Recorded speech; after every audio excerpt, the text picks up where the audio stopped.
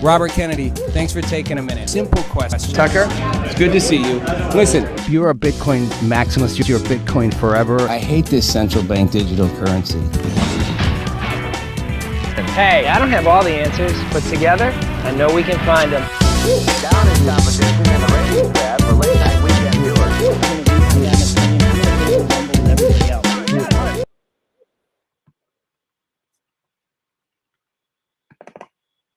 Everybody, welcome to Rob Nelson Live. It's Monday night. This is kind of an offbeat show. I'm scheduling it. I'm recording it right early and scheduling it. But we'll just jump into things. I want to jump in on Donald Trump. So Donald Trump hosted. Yeah, so we all talk about Donald Trump all the time. Donald Trump is hosting the Kennedy Center Awards, and last night. And classic Trump, right? He takes over the Kennedy Center thing. He's rebuilding things in the building, makes himself the president, the chairman of it, then holds the awards. Of course, the media goes ballistic on him, saying that he's appointed himself, he's put himself in charge. Now they kind of shunned him. So that's what Trump does. You shun him, he steps in and tries to take control of the whole thing when he has the power, right? But they did a definite double middle finger to him.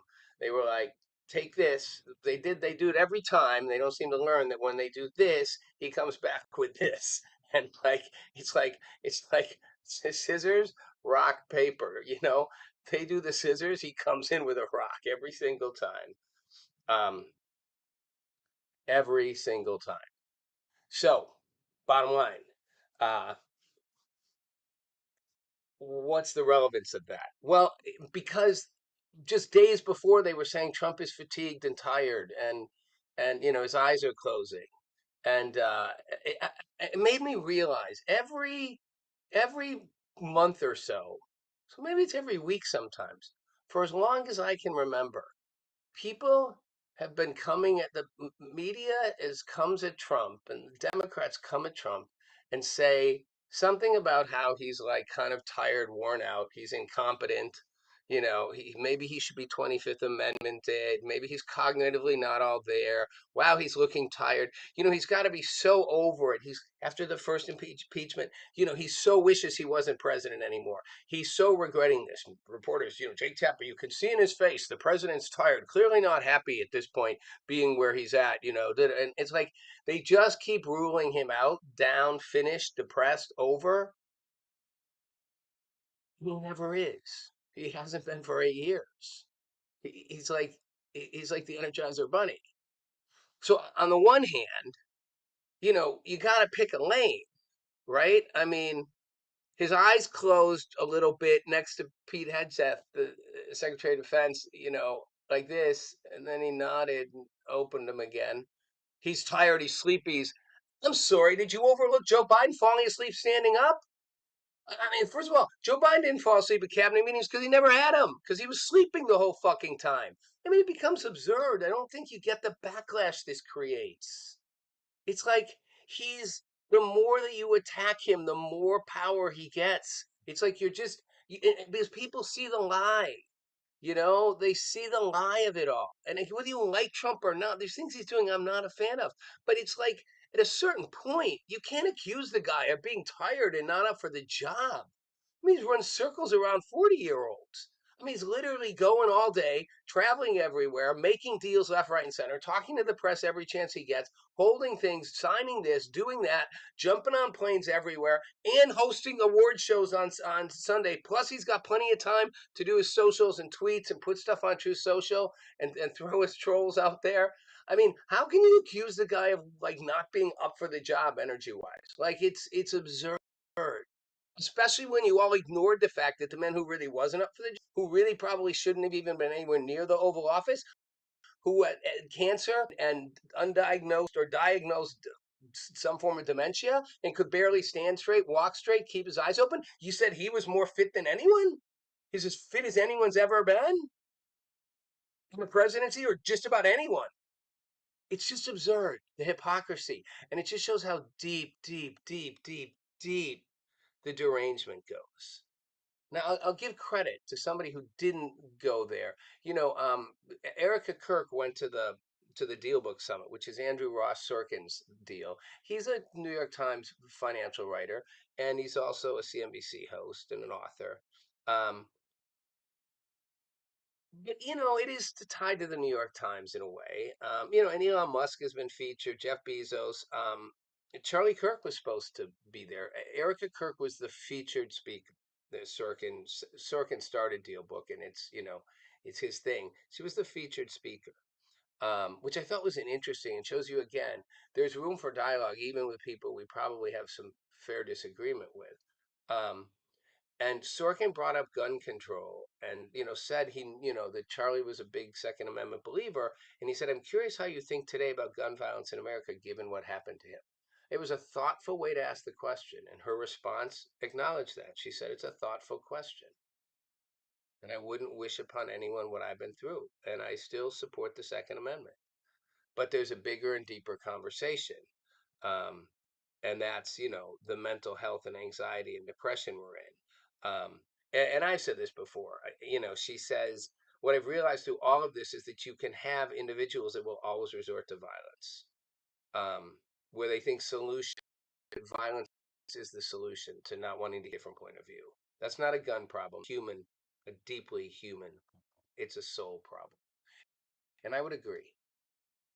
And I think when it comes to Trump, we have a version of that in our society on steroids. Keith Olbermann being the extreme example, but and much of the media.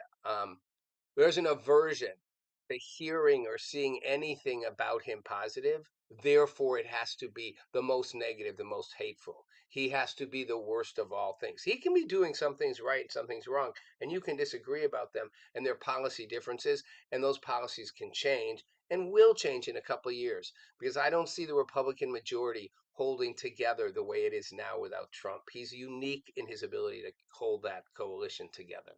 And I think with the economy the where it is and healthcare questions and costs, Republicans are going to have a hard time in the midterms right now unless they radically change something. And that would include Trump acknowledging there's a problem, which he's not. So anyway, there is there, there there's room in all of this to recognize that our big problem is not being willing or able to hear what we don't want to hear, to shutting off, to just blindering, to blindering, to blindering. That's the scary part of all this. That that just won't see or hear. That leads to really, really bad things. It leads to death. It leads to violence.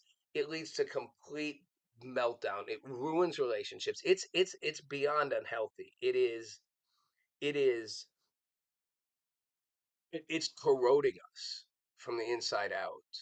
I mean, that's a bigger disease. I hate to say it, but Trump derangement syndrome is a bigger disease than anything Trump could do. It's more damaging, will cause more harm than anything Donald Trump could actually do on his own. Policy, I swear to God, it's just rotting the souls. And we're in this two-sided rock. And I watch Marjorie Taylor Greene, and I don't know where she really stands. I mean, I don't know. Is she self-interested? Sure, all politicians are to some extent focused largely on themselves. But she went on 60 Minutes, and Leslie Stahl um, immediately, and I was on 60 Minutes years ago. Leslie Stahl interviewed me in very different tone, very supportive of what I was doing, very encouraging. And she's immediately, challenging.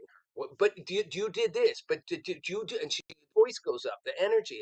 It's the attack mode.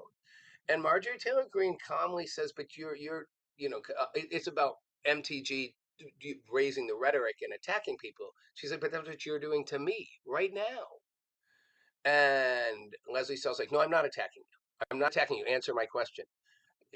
Like about you using the rhetoric. And Marjorie Taylor Greene's like, "But you are.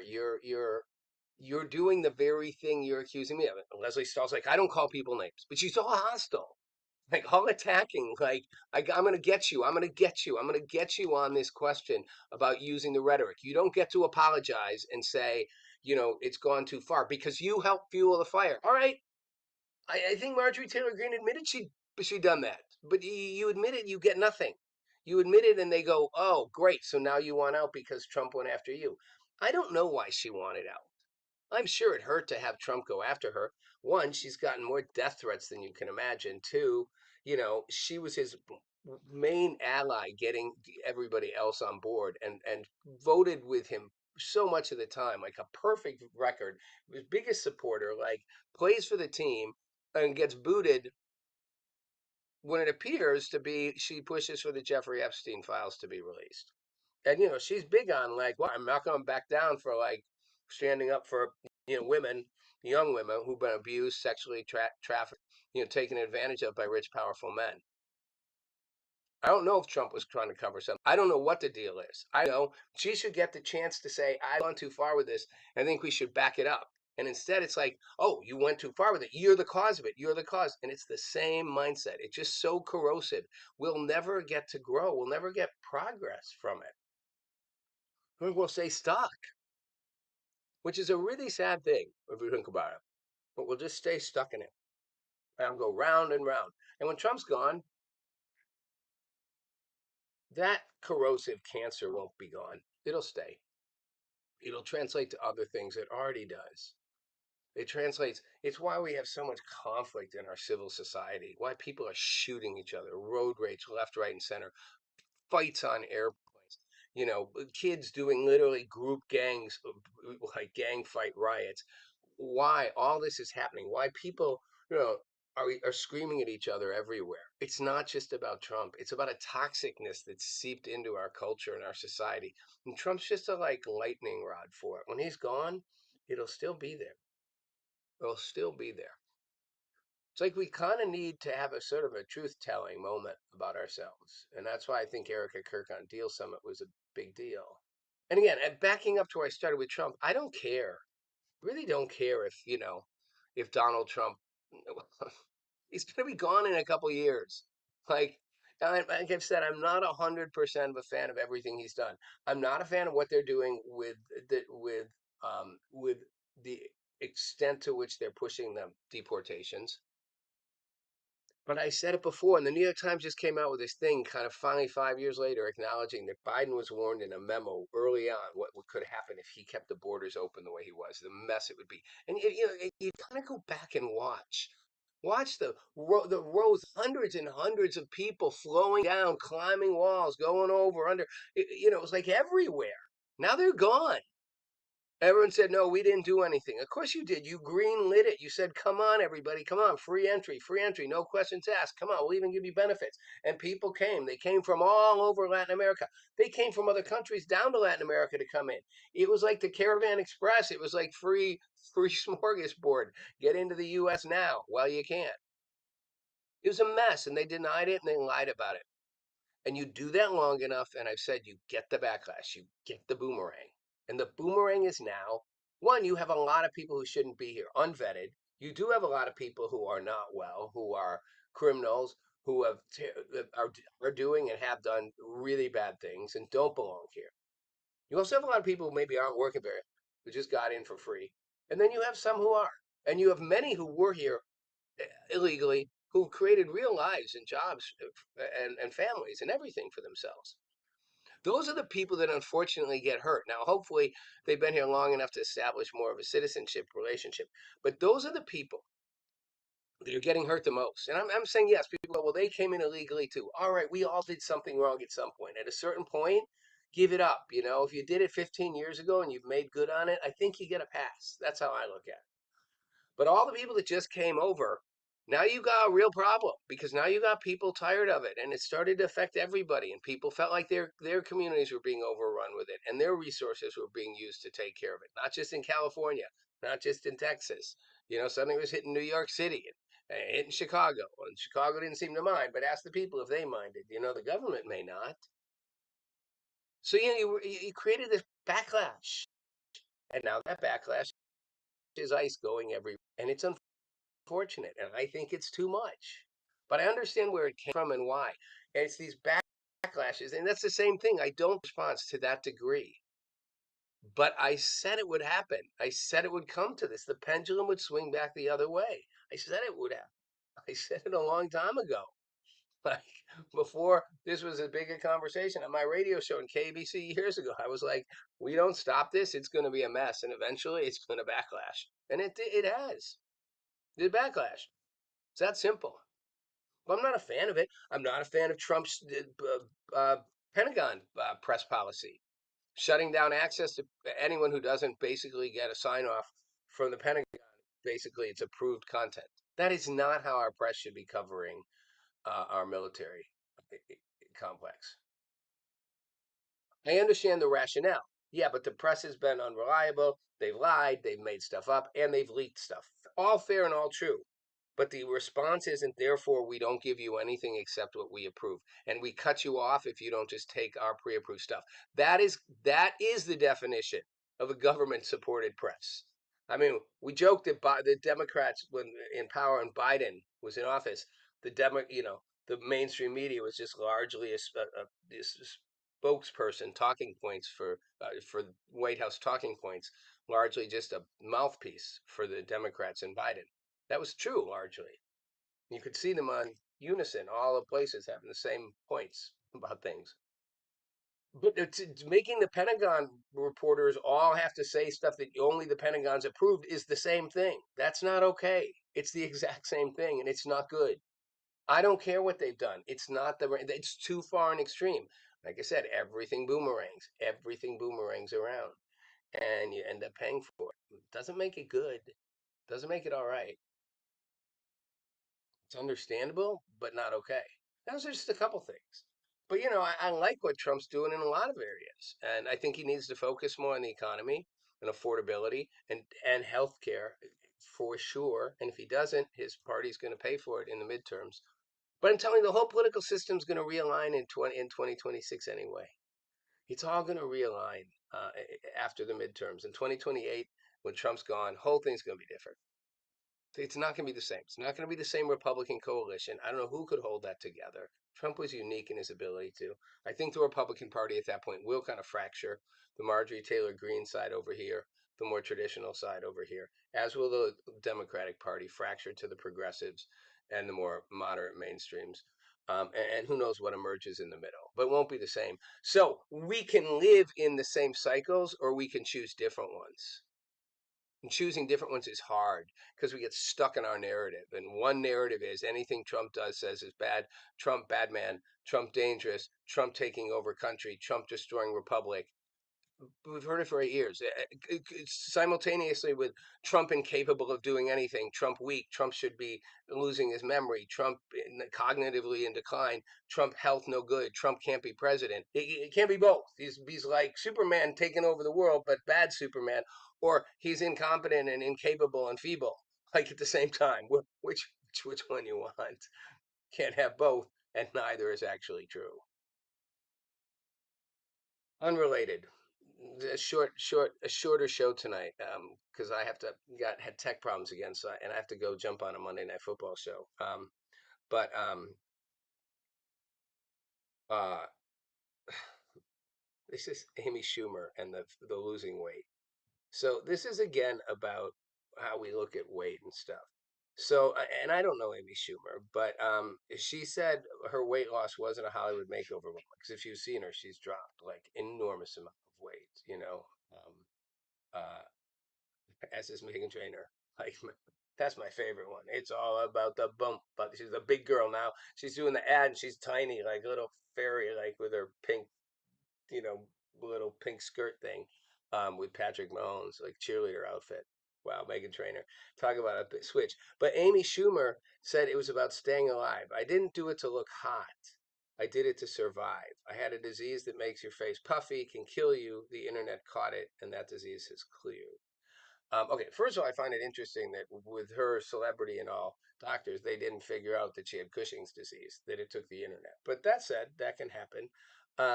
It's a hormonal disorder, causes swelling, fatigue, and can be fatal. Um, uh, you know, um, but here's what's interesting to me. Um, Amy Schumer's admitted to having plastic surgery and using Manjaro, and she wanted to be pain free. Understand that. But why not just say you lost the weight because you didn't want the weight? I mean,